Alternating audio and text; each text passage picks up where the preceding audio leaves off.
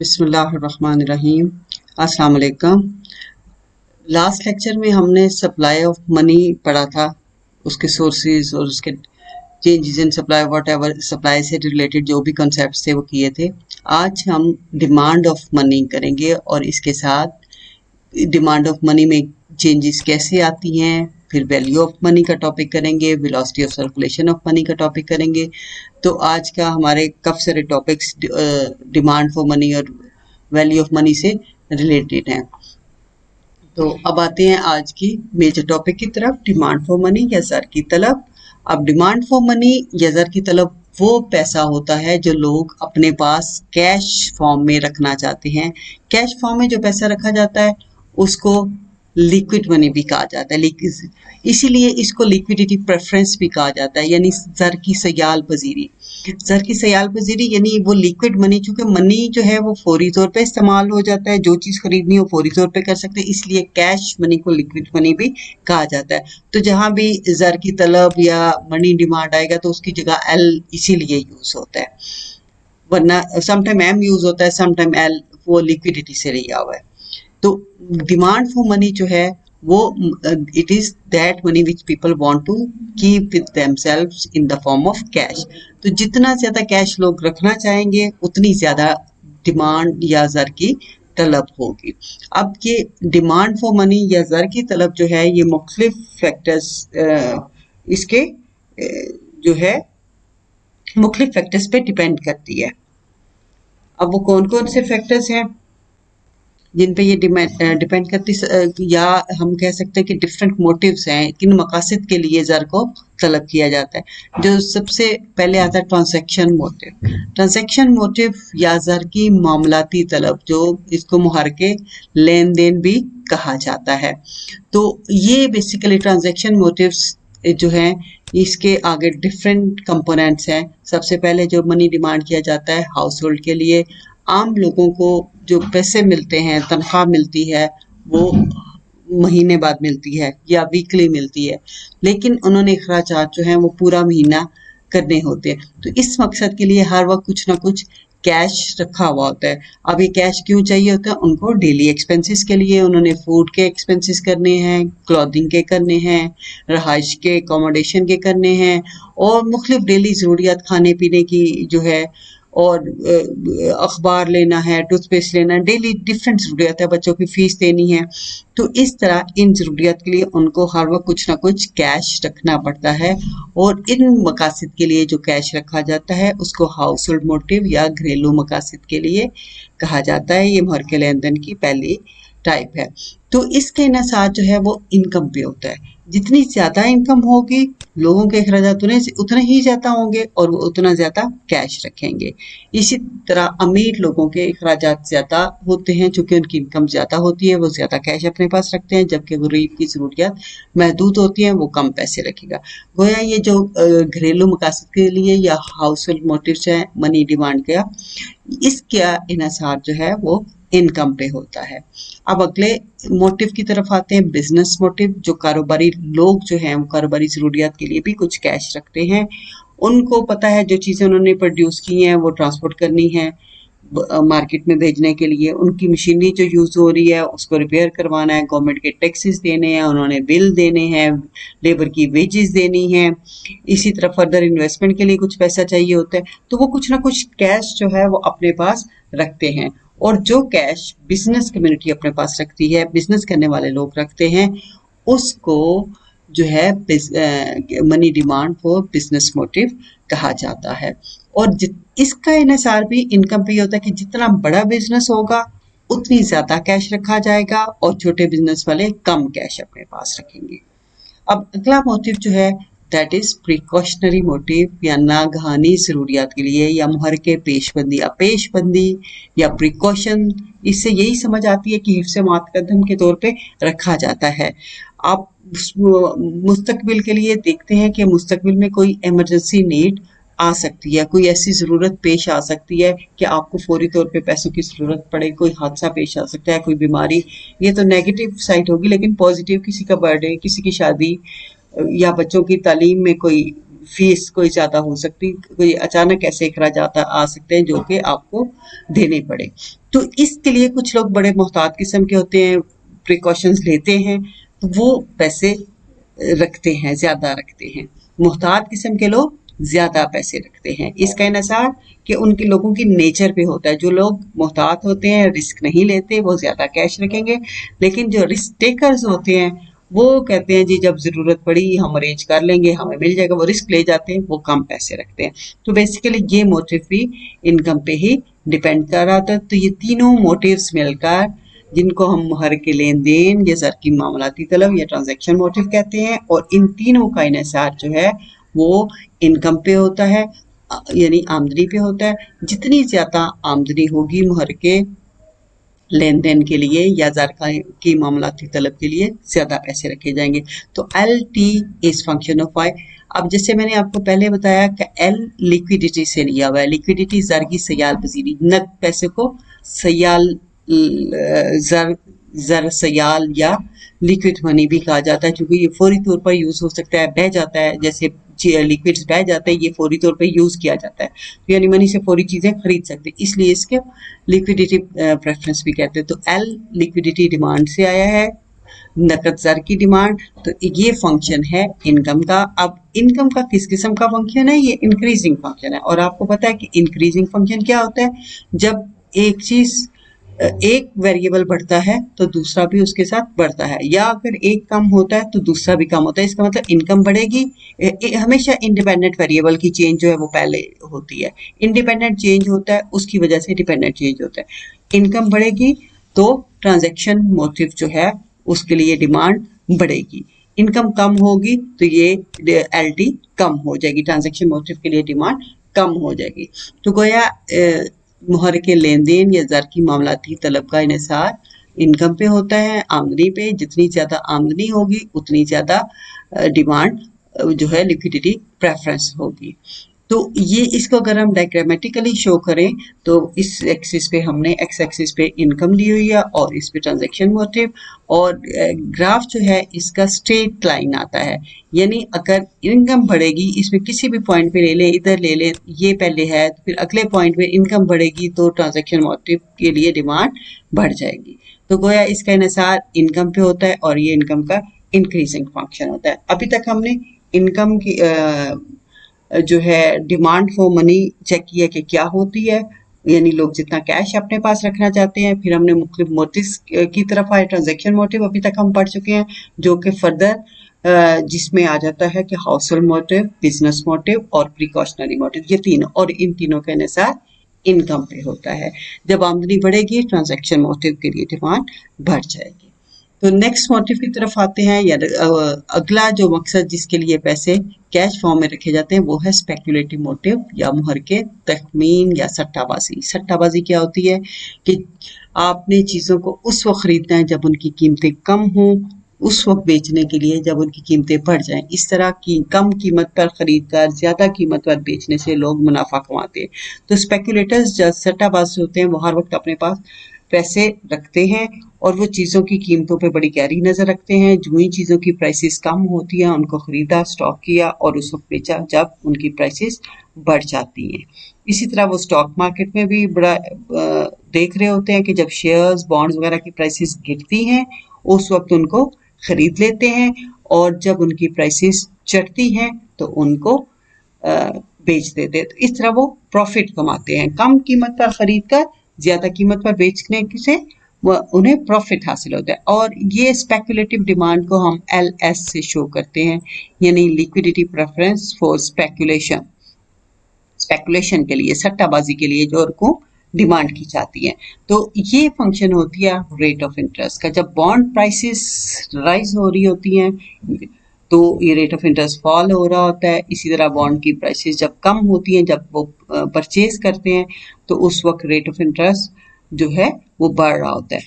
तो बेसिकली वो जो सट्टाबाज है या स्पेकुलेटर है वो उस वक्त खरीदेगा जब इसका जो है रेट ऑफ इंटरेस्ट के साथ नेगेटिव रिलेशनशिप है। ये decreasing function of rate of interest है। हायर रेट ऑफ इंटरेस्ट पे डिमांड कम हो जाएगी और कम रेट ऑफ इंटरेस्ट पे ये स्पेकुलेटिव मोटिव के लिए डिमांड बढ़ जाएगी। यानी रेट ऑफ इंटरेस्ट के साथ इसका नेगेटिव रिलेशनशिप है। यहाँ भी rate of interest independent variable है, पहले इसकी चेंज फिर स्पेकुलेटिव डिमांड की चेंज। तो रेट ऑफ इंटरेस्ट बढ़ने के साथ एल एस जो है वो कम हो जाती है, यानी स्पेकुलेटिव डिमांड कम हो जाती है, और रेट ऑफ इंटरेस्ट कम होने के साथ स्पेकुलेटिव डिमांड बढ़ जाती है। तो ये तो थे हमारे मोटिव्स के हम किस लिए रखते हैं। तो ये स्पेकुलेटिव मोटिव को अगर हम डायग्रामेटिकली शो करें कि L S is function of rate of interest, तो ये क्वांटिटी ऑफ मनी हम एक्स एक्सिस पे ले रहे हैं, rate of interest Y axis पे।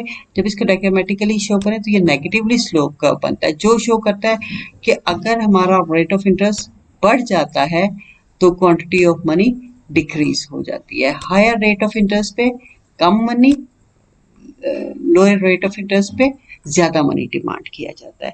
तो गोया स्पेकुलेटिव डिमांड फॉर मनी का शरह सूद के साथ मनफी ताल्लुक है, ये उसका तकलीली तफाल है, यानी शरह सूद बढ़ने के साथ ज़र की तलब जो कि तखमीन बाजी या सट्टाबाजी के लिए होती है वो शरह सूद बढ़ने के साथ कम होती है, शरह सूद कम होने के साथ बढ़ जाती है। तो ये तो था हमारा मनी डिमांड क्या होती है और किन मोटिव्स के लिए मनी को डिमांड किया जाता है, किस मकासद के लिए हम ज़र को तलब करते हैं या नकद ज़र अपने पास रखना चाहते हैं। तो हमने basic major two kind transaction and speculative motive. आगे फर्दर ट्रांजैक्शन डिमांड की 3 किस्में हमने पढ़ी, जो कि household motive, business motive कारोबारी जरूरियात के लिए, और फिर स्पेकुलेटिव मोटिव जो कि प्रिकॉशनरी मोटिव जो कि नाहगानी जरूरियात के लिए, वो हो गए ट्रांजैक्शन मोटिव। उन तीनों के अनुसार था इनकम पे, इनकम बढ़ने के साथ ट्रांजैक्शन डिमांड बढ़ती है, इनकम कम होने के साथ ट्रांजैक्शन डिमांड कम होती है। फिर हमने स्पेकुलेटिव मोटिव पढ़ा, इसके अनुसार रेट ऑफ इंटरेस्ट पे और रेट ऑफ इंटरेस्ट के साथ इसका नेगेटिव रिलेशनशिप। शरह सूद बढ़ने के साथ स्पेकुलेटिव डिमांड कम हो जाती है, शरह सूद कम होने के साथ बढ़ जाती है। तो ये तो हो गया कि मनी डिमांड का टॉपिक हमारा कंप्लीट हो गया। अब मनी डिमांड में कौन से फैक्टर्स जो हैं वो चेंज लाते हैं, कौन सी चीजें हैं जो ज़र की तलब में कमी बेशी जिनकी वजह से होती है। लोग क्यों ज़र कभी ज्यादा तलब कर रहे होते हैं, कभी कम कैश अपने पास रखना चाहते हैं।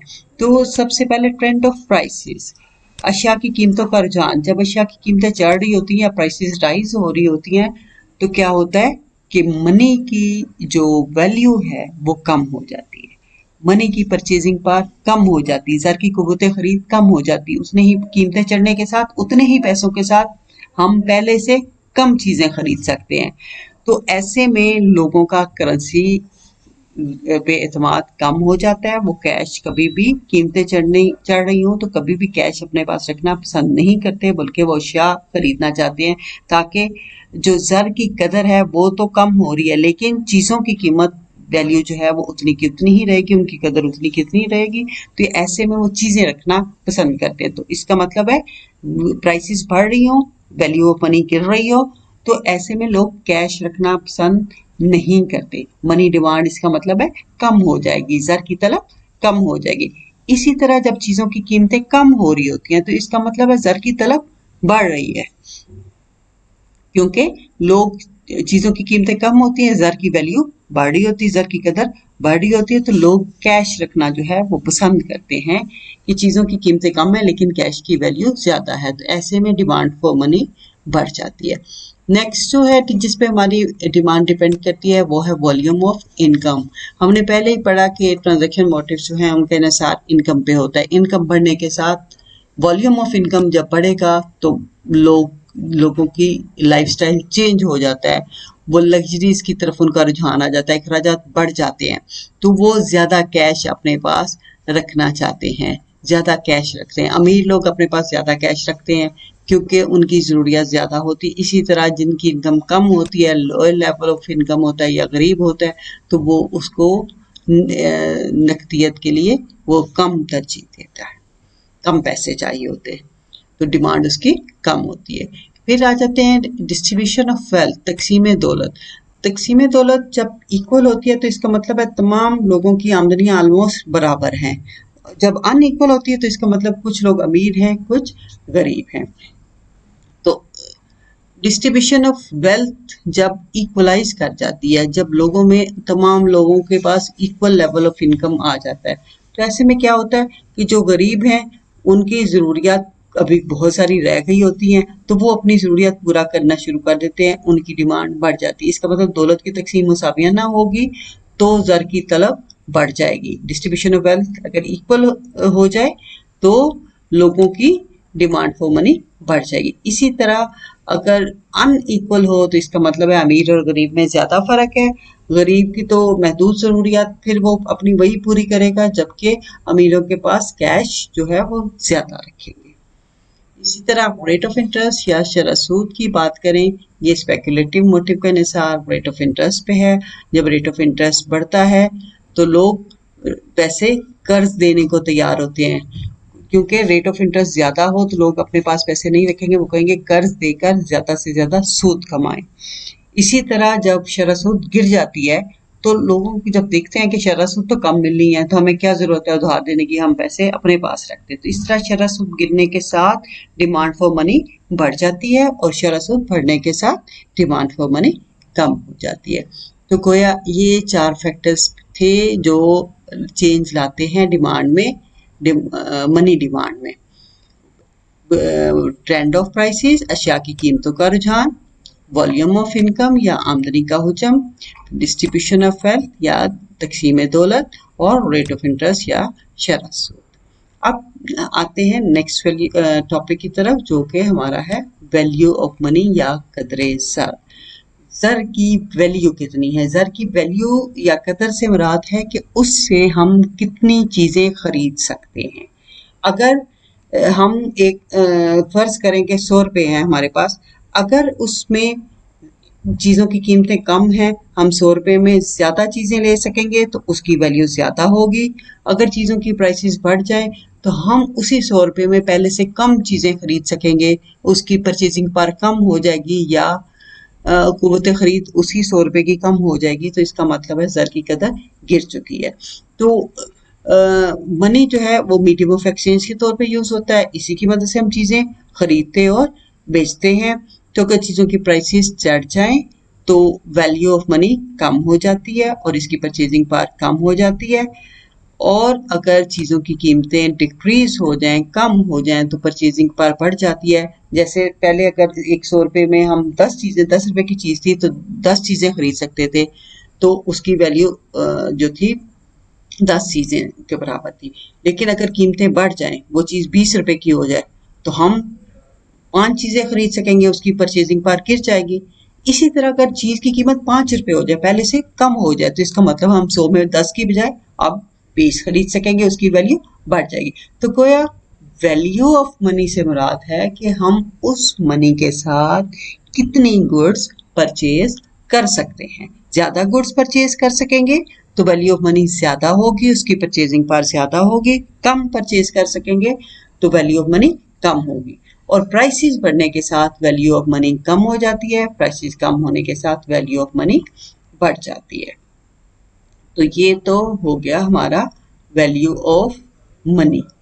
तो वैल्यू ऑफ मनी जो है इसके अनुसार प्राइसेस का है, और प्राइसेस का जो है वो क्वांटिटी ऑफ मनी या मनी सप्लाई पे होता है अनुसार।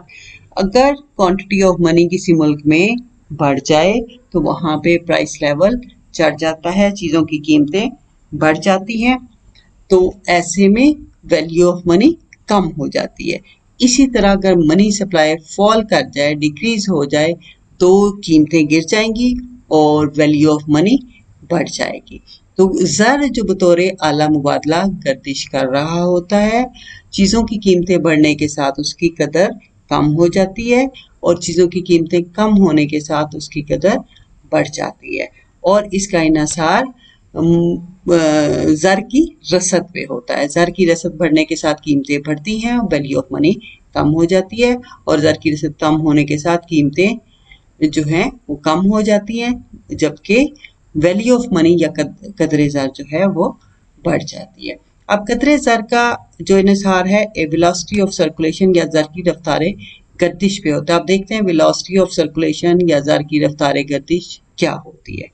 वेलोसिटी ऑफ मनी या रफ्तार गर्दिश जो ज़र की है उसका मतलब है कि मनी का एक यूनिट एक साल में कितने हाथों में गर्दिश करता है।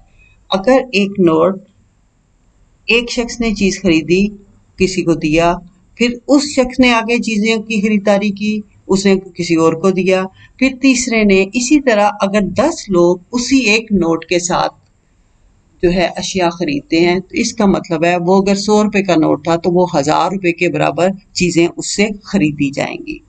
तो वेलोसिटी ऑफ सर्कुलेशन भी ऐसे ही बिहेव करती है। अगर ये ज्यादा होगी तो बिल्कुल ऐसे ही होगा जैसे मनी सप्लाई बढ़ गई है और प्राइसेस चढ़ जाएंगी। अगर वेलोसिटी ऑफ सर्कुलेशन कम हो जाए तो मनी सप्लाई कम हो जाती है और वैल्यू ऑफ मनी बढ़ जाती है। तो वेलोसिटी ऑफ सर्कुलेशन या ट्रांजैक्शन वेलोसिटी ऑफ मनी, इसका फॉर्मूला ये है कि prices of goods into quantity of goods. अगर एक चीज की प्राइस को उसकी क्वांटिटी से मल्टीप्लाई कर दें तो हमारे पास वो ट्रांजैक्शन की मिकदार आ जाती है कि जितनी अशिया खरीदो फरोख्त हुई है वो पूरी की पूरी आ जाएगी।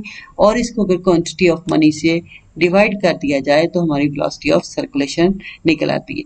Velocity of circulation P into T, P for prices of goods, T for transaction की जितनी अशिया की खरीदो फरोख्त हुई है और डिवाइडेड बाय मनी सप्लाई।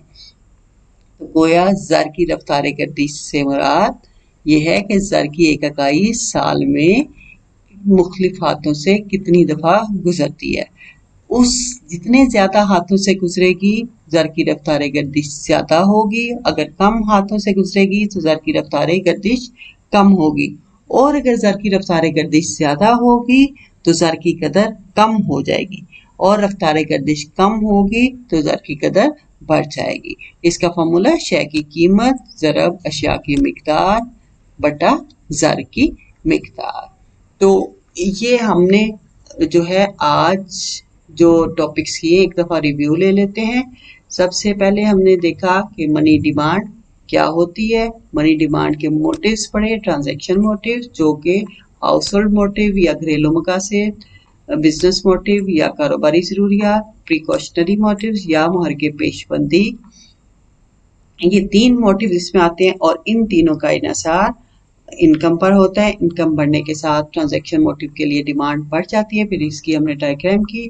फिर हमने नेक्स्ट मोटिव स्पेकुलेटिव मोटिव किया, इसका इन्हिसार शरह सूद पे होता है। शरह सूद बढ़ने के साथ स्पेकुलेटिव डिमांड जो है वो बढ़ जाती है, शरह सूद कम होने के साथ ये कम हो जाती है। और फिर इसकी डायग्राम की जो कि डाउनवर्ड स्लोपिंग नेगेटिव रिलेशनशिप को, रेट ऑफ इंटरेस्ट और मनी डिमांड के रिलेशनशिप को शो करती है। फिर हमने देखा कौन से फैक्टर है जो डिमांड फॉर मनी में चेंज का सबब बनते हैं। ये trend of prices, volume of income, distribution of wealth और रेट ऑफ इंटरेस्ट। फिर हमने वैल्यू ऑफ मनी का टॉपिक किया जिसका कि वैल्यू ऑफ मनी, प्राइसेस बढ़ने के साथ वैल्यू ऑफ मनी कम होती है, प्राइसेस कम होने के साथ वैल्यू ऑफ मनी बढ़ती है। फिर हमने देखा प्राइसेस का इन्हिसार मनी सप्लाई और वेलोसिटी ऑफ सर्कुलेशन पे होता है। अगर ये दोनों बढ़ जाएं तो प्राइसेस भी बढ़ जाती हैं और वैल्यू ऑफ मनी कम हो जाती है। अगर ये दोनों कम हो जाएं तो वेलोसिटी ऑफ मनी डिमांड भी, प्राइसेस कम हो जाती हैं और वैल्यू ऑफ मनी बढ़ जाती है। फिर हमने इनके फार्मूलाज किए। तो ये थे आज का टॉपिक।